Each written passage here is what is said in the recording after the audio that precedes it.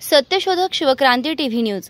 ज्याची कोणी दखल घेत नाही अशा अन्याय, अत्याचार, भ्रष्टाचार, बेकायदेशीर काम होत असेल तर त्याची बातमी, आपल्याकडील विशिष्ट बातम्या, लेख, काही गुणीजन गुणवंत यांची यशोगाथा, समाज उपयोगी मार्गदर्शन, लेख, नोकरी विषयक बातम्या, वाढदिवस, रौप्य महोत्सव, सुवर्ण महोत्सव, अमृत महोत्सव, उद्योगधंद्यांचं उद्घाटन, यशस्वी उद्योगाची माहिती तसंच जाहिराती न घाबरता न लाजता आपले लिखाण पाठवा। आपल्या बातम्या निर्भीडपणे प्रसिद्ध केल्या जातील। शिवक्रांती टीव्ही न्यूज संपादक सत्यशोधक शंकरराव लिंगे 73 87 37 78 01।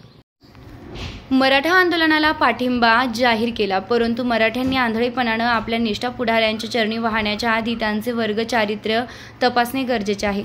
याच मराठा नेत्यांनी महाराष्ट्र अस्तित्वात येऊन 60 वर्ष झाले तरी शेतीच्या विकासासाठी फारसे भरीव प्रयत्न केले नाहीत। लाखो स्वजातीय शेतकरी फासाचा दोर जवळ करत असताना त्यांनी नक्रांश्रू ढाळण्याच्या पलीकडे फारसे काही केले नाही।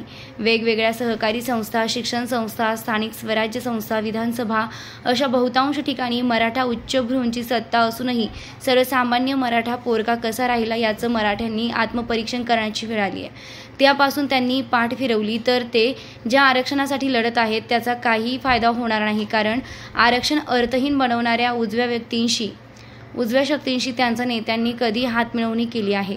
त्यामुळे आरक्षणाला रामबाण समजणाऱ्या मराठ्यांनी आरक्षण कोठे किती प्रमाणात शिल्लक राहिले आहे याचा विचार करण्याची वेळ आली आहे। त्यांनी ओबीसींशी जाती युद्ध नव्हे तर आपल्या स्वजातींच्या तसेच बाहेरच्या वर्गशत्रूशी लढण्याची वेळ आली आहे। सामाजिक न्यायाच्या कसोटीवर मराठ्यांना ओबीसी कोट्यातून आरक्षण दिलेच नाही पाहिजे, पण समजा त्यांना आरक्षण द्यायचे म्हटले तर त्यांना पुढील बाबींचा विचार करून त्यासाठीच्या लढाईसाठी स्वतःला सिद्ध करावं लागेल। जागतिकीकरणाच्या पर्वात सर्व क्षेत्रांमध्ये खाजगीकरणाचं धोरण अतिशय वेगानं व कोणत्याही विरोधाला न जुमानता आक्रमकतेनं राबविण्यात येत आहे।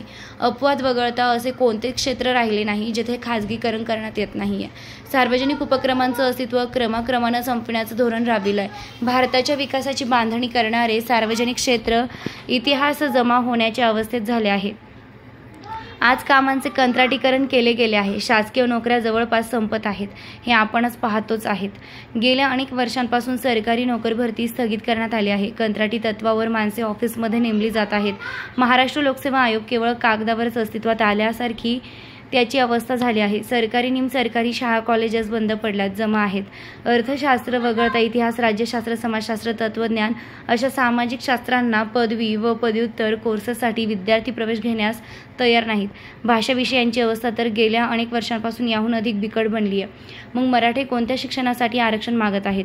बऱ्याच वैद्यकीय शिक्षण संस्थांचे संस्थाचालक मराठेच आहेत, मग ते स्वजातीय विद्यार्थ्यांना खुल्या प्रवर्गातून प्रवेश का देत नाहीत?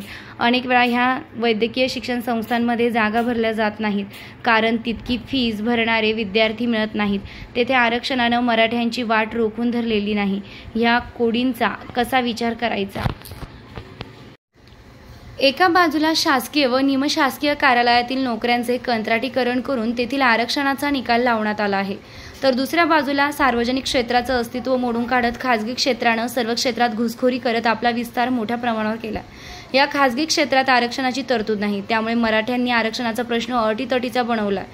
तो तेव्हाच अर्थपूर्ण बनेल जेव्हा सार्वजनिक शिक्षण वाचेल, सार्वजनिक उपक्रम वाचतील, सरकारी निमसरकारी नोकऱ्या वाचतील। त्यांच्या अभावात मराठ्यांनी उभे केलेले आंदोलन पोकळ, दिशाहीन व अर्थहीन ठरते। मराठ्यांना आरक्षणाचा लाभ मिळवायचाच असेल तर पहिल्यांदा शासकीय व निमशासकीय नोकऱ्यांच्या करण्यात येत असलेल्या कंत्राटीकरणाविरुद्धचा आवाज बुलंद करावा लागेल। सार्वजनिक उपक्रमांचं अस्तित्व टिकवून ठेवण्यासाठी सरकारच्या अनिर्बंध व अंधाधुंद खाजगीकरणाविरुद्ध लढा उभारावा लागेल। ही लढाई साधी नाही, ती यशस्वी करायची असेल तर अनेक पक्ष संघटना त्या विरोधात लढाई लढत आहेत। त्यांच्या लढाईत आपला आवाज मिसळावा लागेल। त्यासाठी एक मराठा लाख मराठा ही घोषणा नव्हे तर मूठ आवळून हम सब एक हेचा नारा द्यावा लागेल। मराठा आंदोलनाला त्यासाठी खूप शुभेच्छा।